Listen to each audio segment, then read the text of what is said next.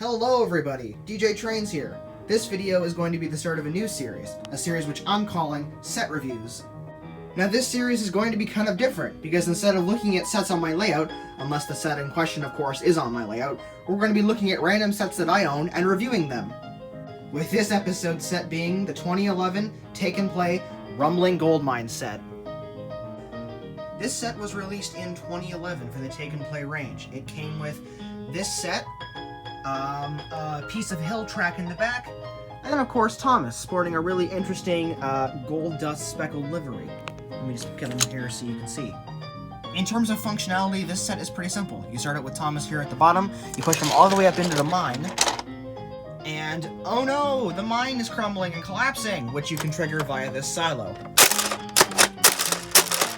This set's older, probably about 10 years old now, so it doesn't really work as well as it used to, but it still does. Then you can come over here and pull the lever back here. Let's send Thomas down the hill. Now I know obviously in that shot Thomas didn't make it all the way down the hill. However, if he does, he pushes this button here, which triggers this door to open and reveal all the gold.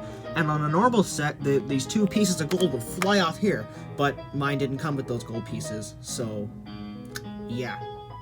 So overall, this set is pretty basic in how it functions, but I still think it's pretty good. Sometimes Thomas sets are good when they're just simple. Especially with sets like this. This set, I think, is much more about the way it looks, especially when it comes to layouts. This is a really great piece for any Take and Play layout, although it's not without faults, and I'll get into those now.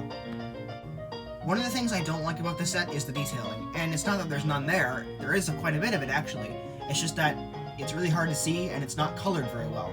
Like, I had to turn my camera's light on just to be able to see it, and I think that kind of explains everything pretty well. Another issue I have with it is this whole area down here. It's just nothing. I mean, it's cool, don't get me wrong, but I mean, think of how much cooler it would have been if there was like a whole extra bit of track down here to put engines through and stuff. Like, that would have been really cool. Speaking of engines, and I'm pretty sure this is a complaint that a lot of Thomas fans have with their train sets, it's Thomas.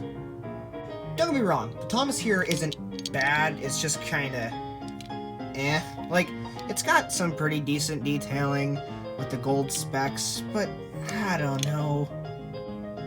I mentioned this on Twitter a few times, but I honestly think that this set was supposed to come with a narrow gauge engine.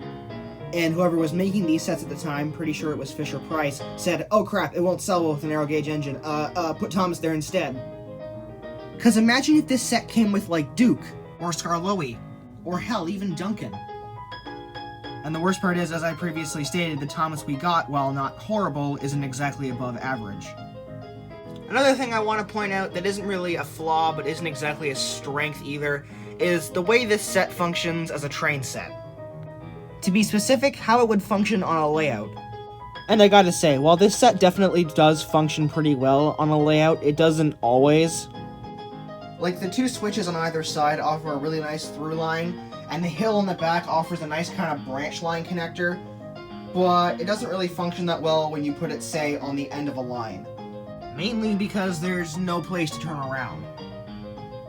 However, it does function way better on layouts than sets like the Great Quarry Climb, or the Search and Rescue Center, which is probably the worst culprit of that. But all those gripes aside, this set is actually pretty good. It's not the greatest set ever, or the worst set ever.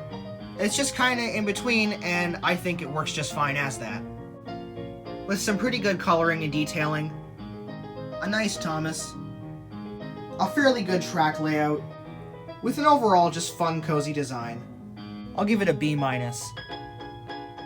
Thanks for watching, and see you on the next episode of Set Reviews.